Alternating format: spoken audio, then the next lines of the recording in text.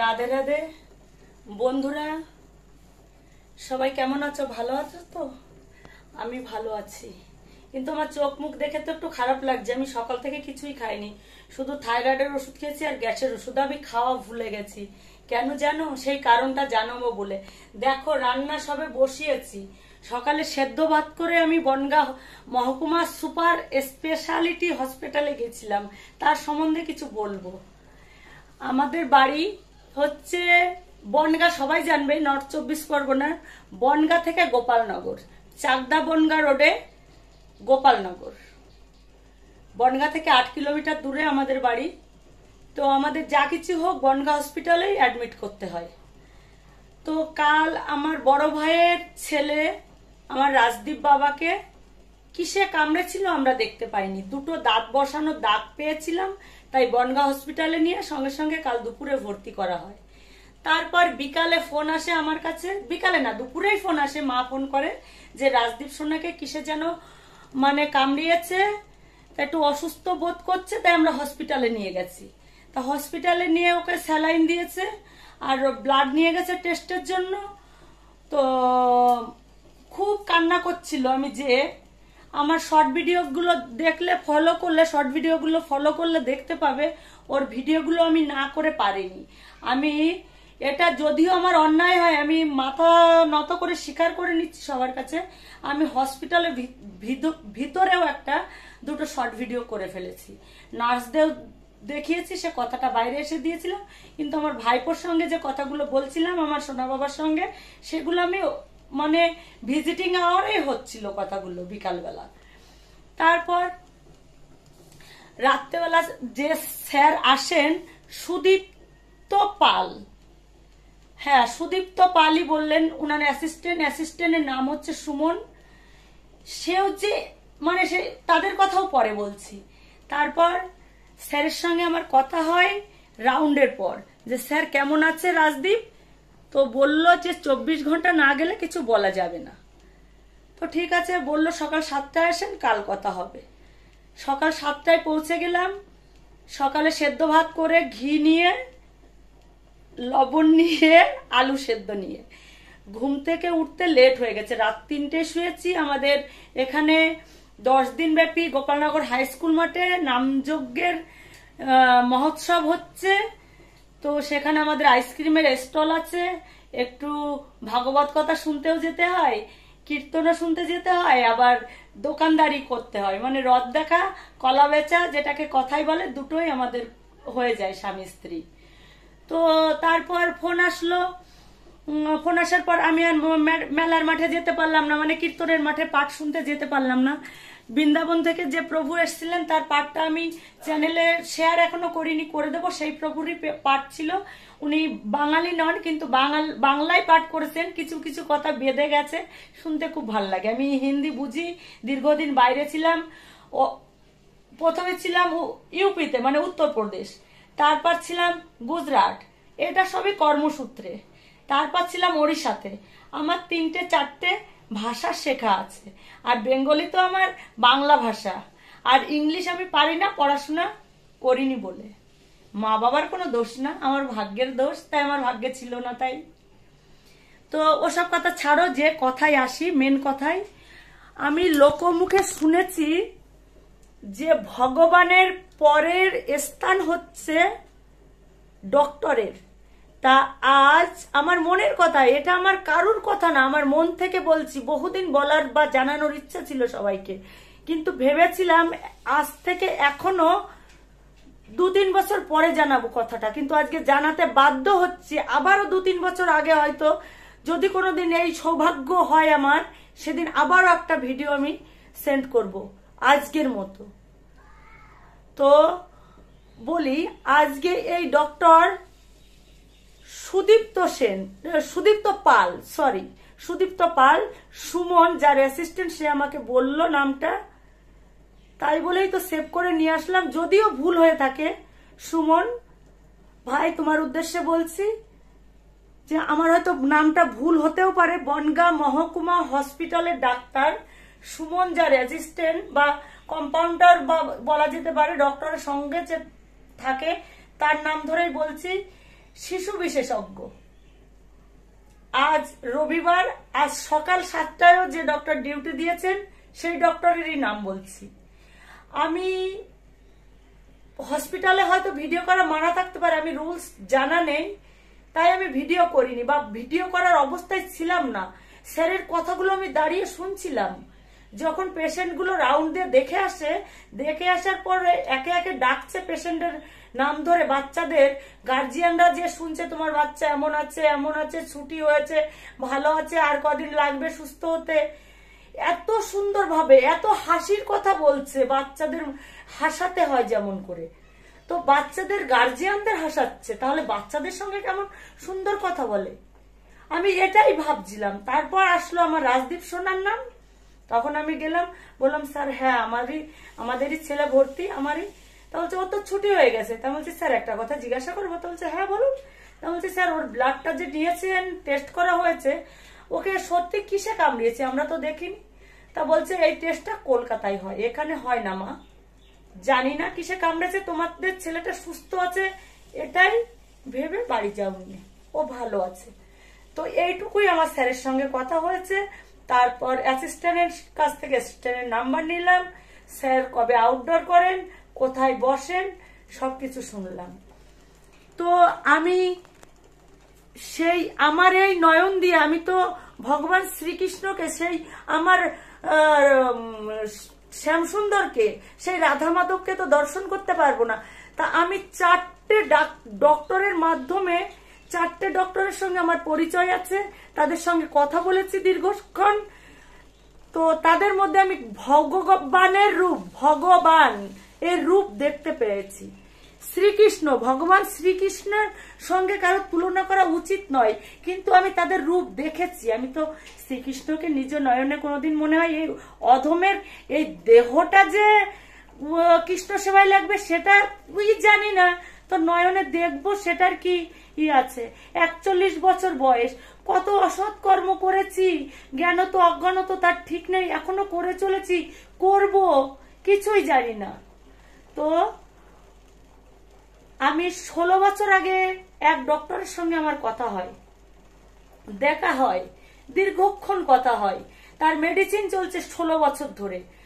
তাকেই অনুকরণ করে সেই ডক্টর হচ্ছে, না বললেই নয় সেই স্যারের নাম, কলকাতার সল্টলেকে অ্যাপোলো হসপিটালের ডক্টর জয়রঞ্জন রাম। অনেকে জিআর রাম বলেও জানবে, আমি তো তাকে রামপ্রভু বলেই জানি, রাম স্যার। তারপর লকডাউনের সময় আমি রাম স্যারের কাছে যেতে পারি না, লকডাউনের মধ্যে। তারপর আমার অন্য এক স্যারের সঙ্গে দেখা হয়, আমি খবর পাই, আমার এক দাদা পাঠায় সেখানে। আমার সে দাদার মেডিকেল স্টোর আছে, সে দাদার নামও না বললে নয়। সে দাদা হচ্ছে সঞ্জয় বিশ্বাস, তার মেডিকেল স্টোর হচ্ছে দি ড্রাগ হাউস।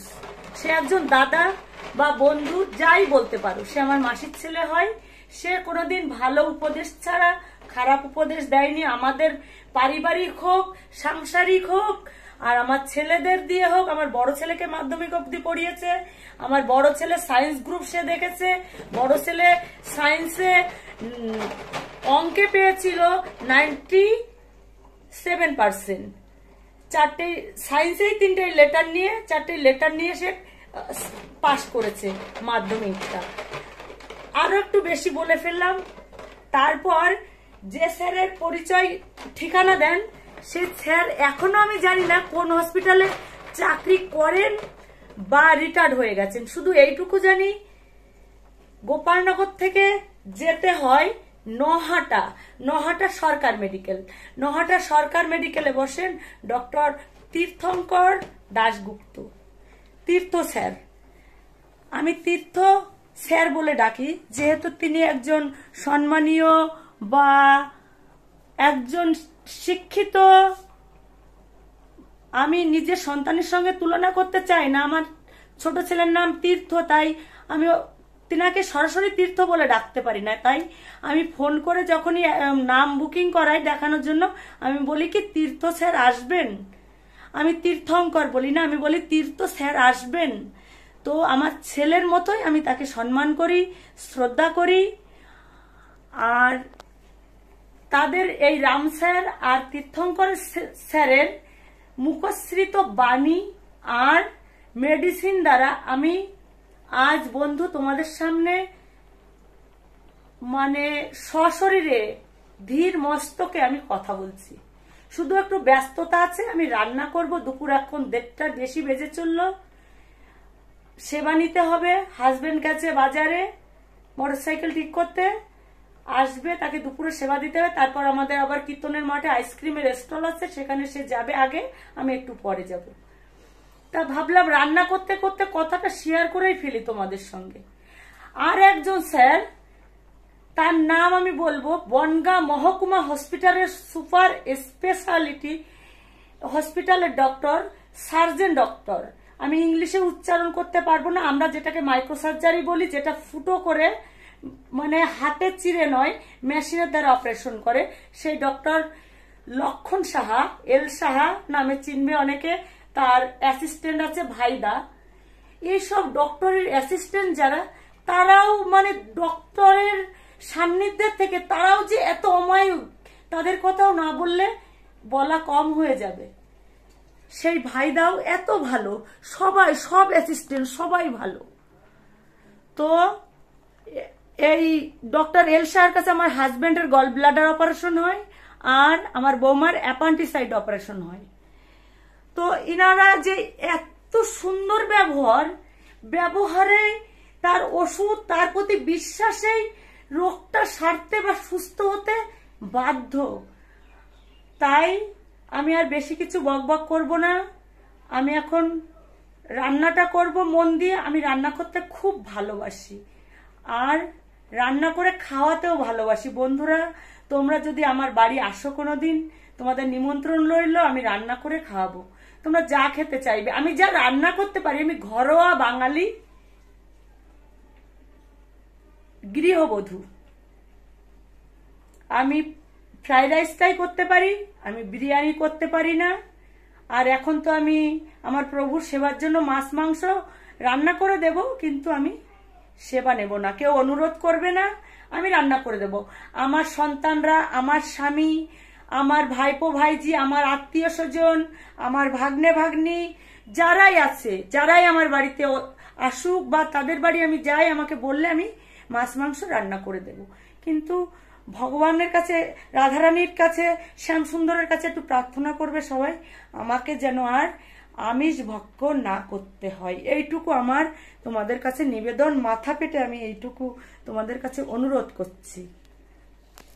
তাহলে এইসব ডক্টরদের মাতা, তিনারা হচ্ছেন রত্নগর্ভা, তাদের চরণে আমার শত শত কোটি দণ্ডবৎ প্রণাম।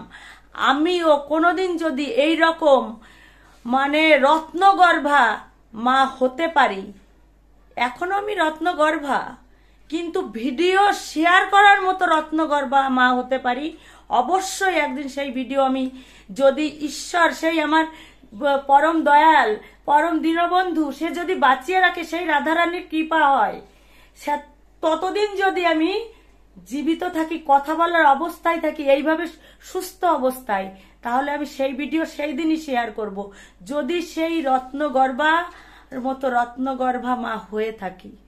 সেটা তো সৌভাগ্যর দরকার আমার, না? সেটা তো আমার ছেলের সৌভাগ্য হবে না, আমার সৌভাগ্য নিয়ে আসতে হবে না? যে মা সৌভাগ্য নিয়ে আসে, তার গর্ভেই তো রত্নগর্ভ জন্মায় না? তা জানি না আমি কোনো রত্নগর্ভা মা হয়েছি বা হতে পারবো কিনা, ঈশ্বরই জানেন, সেই জগৎপতি তিনিই জানেন তার সন্তানদের তিনি কিভাবে পাঠিয়েছেন, কি করাবেন, কি করছেন। আমি আর কিছুই জানি না, এইটুকুই বলার ছিল। সবাই ভালো থেকো, সুস্থ থেকো, সুন্দর থেকো। এর বেশি বকবক করলে তোমরা অবশ্যই বলবে আমার স্যাররাও পাগল, আমিও পাগল। তা আমি বলতে চাই না আমার স্যাররা পাগল, স্যাররা আমাকে পাগল থেকে ভালো করেছে। আমি ভালো আছি, সুস্থ আছি, সুন্দর আছি, ভগবানের সন্তান আমাকে যা সৌন্দর্য দিয়েছে, এটাই আমি ভগবানের সেবার জন্য সুন্দর আছি। তোমরা আমাকে যেভাবেই ভাবো, কেউ বোন ভাবতে পারো, মা ভাবতে পারো, সন্তান ভাবতে পারো, বন্ধু ভাবতে পারো, তাহলে আমার কথায় কোনো ভুল ত্রুটি হলে ক্ষমা করে দিও। আর ভিডিওটা ভালো লাগলে যদি মনে করো অদম মায়ের বন্ধুর মানে মেয়ের কথা ভালো লেগেছে কথাগুলো, তবে বন্ধুদের সঙ্গে শেয়ার করে দিও। এইটুকু তোমাদের কাছে করজোরে নিবেদন। আর তোমরাও সুন্দর থেকো, সুস্থ থেকো, আনন্দে থেকো, আর আমার প্রভুর গুণগান করতে থেকো। আমি সবসময় আমার প্রভুর গুণগান করি আর কাজ করি আর গুণগান করি না, আমার প্রভুর নাম করি আর গুণগান করি। এই জগৎ সংসারে প্রভু আছেন, ছিলেন, আছেন, থাকবেন। আমরা ছিলামও না, আছি, থাকবো না। জন্ম হয়েছে, মৃত্যু হবেই। ভগবান ছিলেন, আছেন, থাকবেন, তার জন্ম মৃত্যু কিচ্ছু নেই। হরে কৃষ্ণ, রাধে রাধে, সবাই ভালো থেকো। আমি রান্নাটা করে নিই, নইলে দুপুরের সেবা পাবো না, হয়তো হাজবেন্ডের কাছে বকাও খেতে হতে পারে, ভালোবাসার বকা। এটা তোমরা খারাপ ভাবে নিও না। রাধে রাধে।